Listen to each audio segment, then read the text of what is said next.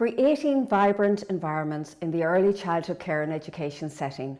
Roscommon County Childcare Committee, in collaboration with Longford County Childcare Committee, are delighted to bring you this podcast where we will discuss if there is no creativity in the adult, consequently there may be no additional creativity in the child, and how as role models for children, we are all leaders in advocating positive outcomes for children. Really thinking about how do we create an environment where children's basic life skills come to life. So I want to kick that off with some opening quotes that are very meaningful to me and shape my work. The first one is by Carlina Rinaldi. Is anyone familiar with Carlina? She's the president of Reggio Children, and she has been for about 30 years. And the work that they're doing to shape the world of children and education is amazing. She actually just won the LEGO Award for Creativity, which is a huge honor in any field. But this quote, to me, shapes so much of our own thinking and practice in the field. We should remember that there is no creativity in the child if there is no creativity in the adult. The competent and creative child exists if there is a competent and creative adult. What we know about the future is that children are going to need to live and work in a very creative state. The world is changing, the world of work is changing, that these children need to be supported in developing their creativity. If we go in and do the same old routines, the way we've always done them, with low energy, low engagement, what happens to creativity? We have to be fired up. We have to be excited. We have to go into this work full of passion and engagement if we want the children to come out as creative, passionate thinkers. And the second one, Ralph Waldo Emerson, nothing great was ever achieved without enthusiasm. If our enthusiasm is low, what's going to happen to quality in our programs? It's going to stay low. So we have to recognize our own role and thinking about the work. Irene was talking about we're all leaders. If we are relying on the leader to come in with all this creative woo-ha, passion, energy, and the rest of us kind of flat, what's going to happen? Not much. We all have to show up with that enthusiasm. We have to join together around that energy. So you're going to hear these themes throughout the presentations today.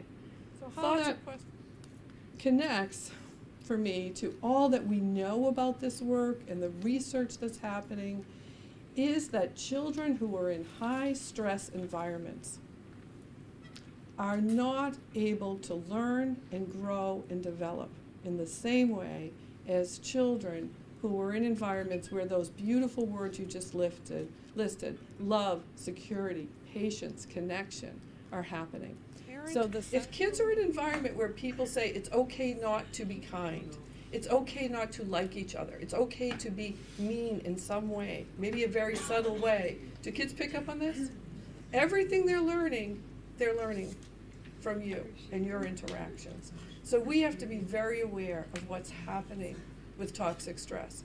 Are children coming to us from environments where toxic stress might live? Absolutely.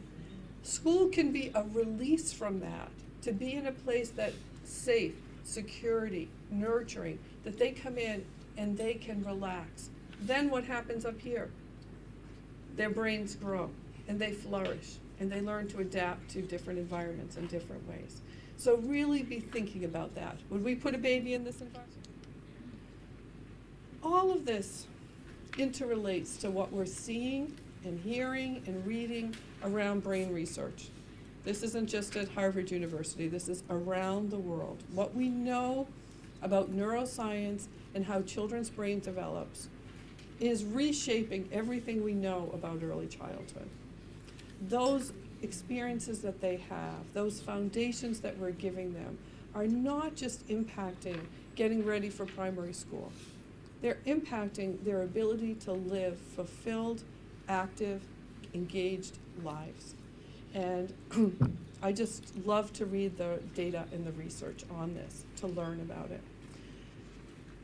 We want to be sure, as educators, we're not all going to go back to school and get a degree in neuroscience, but we need to be current with the knowledge that early learning creates positive brain growth, creates positive life. We want to own that, and we want to be clear about that. So how are we giving children that time? You don't have the luxury of a one-on-one relationship, but do you have one-on-one time at the diaper changer? One-on-one time at the feeding? Giving children contact, and as they get older, interactions with other children, is how we start shaping their brains. If they have weak early learning experiences, it's going to impact them throughout their lives. The research that's happening around social emotional connection, if you have a child who leaves your program with weak social emotional skills, and they get into their first year of primary school, and they can't make good friends, and they don't get invited to the birthday party, when does that change for them? Never. They're saying that children, there's a study going on now called Girls on the Outside. If you're not in a social circle in some way connected to some group, it could be scouts, it could be dancing, it could be academic. If you're not connected at 10, the chances of being connected in life diminish. We want these kids to feel capable and competent and strong. We're all going to have different capabilities, but they need to be seen for their strengths, and they need to be connected to others for those same strengths. Make sense? I've thought long and hard about what are the fundamental words that shape my thoughts and actions related to this. Passion, intentionality, engagement. Easily remembered by Pi. How are we showing up as passionate, engaged, intentional leaders, educators, parents?